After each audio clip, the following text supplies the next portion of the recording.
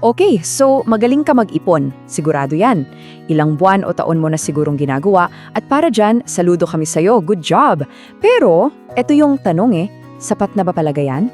Dito, pag-uusapan natin kung paano i-shift yung mindset mo mula sa pagiging isang masipag na saver to becoming a smart investor.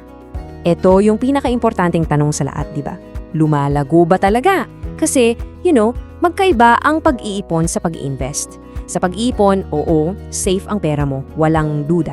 Pero sa pag-iinvest, dito na talaga natin pinag-usapan yung totoong pagpapalaki at pagpapalago ng pinaghirapan mo.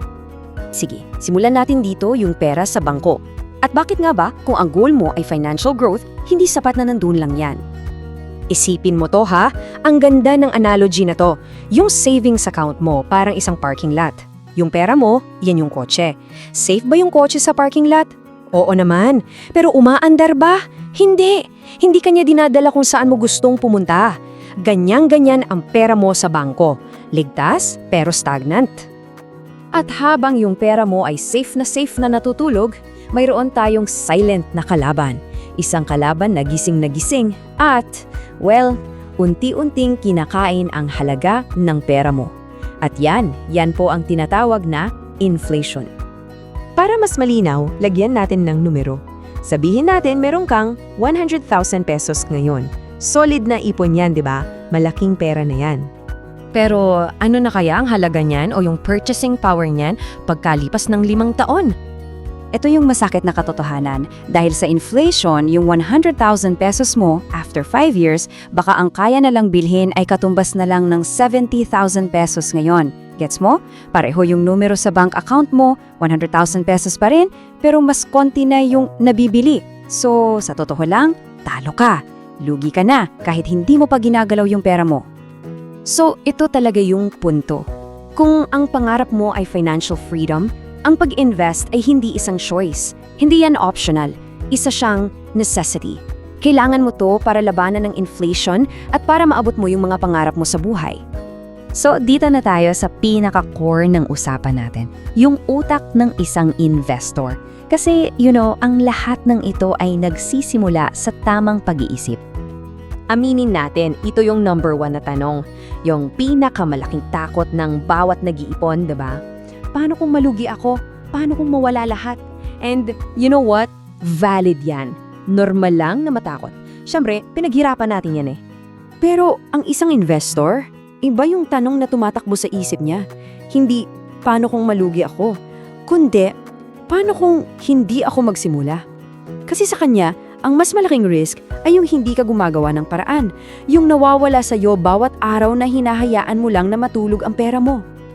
At ito, please tandaan nyo to. Yung akala kasi ng marami, kailangan mayaman ka na para makapag-invest. Maling-mali yan. Baliktad, nag-i-invest ka para yumaman. Ito yung tool mo, ito yung paraan mo para i-build yung wealth mo for the future. Okay, sige. Kumbinsido ka na. Ang tanong mo naman ngayon, paano? Nakakatakot pa rin, saan ako magsisimula? Well, good news. May mga ligtas na unang hakbang, hindi mo kailangan tumalon sa malalim na parte ng pool agad. So, heto yung 4 na simple pero super importanteng hakbang. Number 1, i-secure mo muna yung emergency fund mo. Dapat may safety net ka. Number 2, mag-aral. Huwag na huwag kang papasok sa isang bagay na hindi mo naiintindihan. Number 3, start small. Kahit 1,000 piso lang pwede na yan. Ang importante, makapagsimula ka. At pang-4, pumili ka ng mga simple at low-cost investments. Yung mga bagay na para talaga sa beginners. So saan nga ba pwedeng magsimula? Well, para sa mga nagsisimula pa lang, maganda yung mga index funds. Kasi para kang bumili ng maliit na piraso ng maraming kumpanya, so diversified ka na agad. Pwede ka rin tumingin sa mga beginner-friendly apps tulad ng Dragonfly, Seedbox at marami pang iba.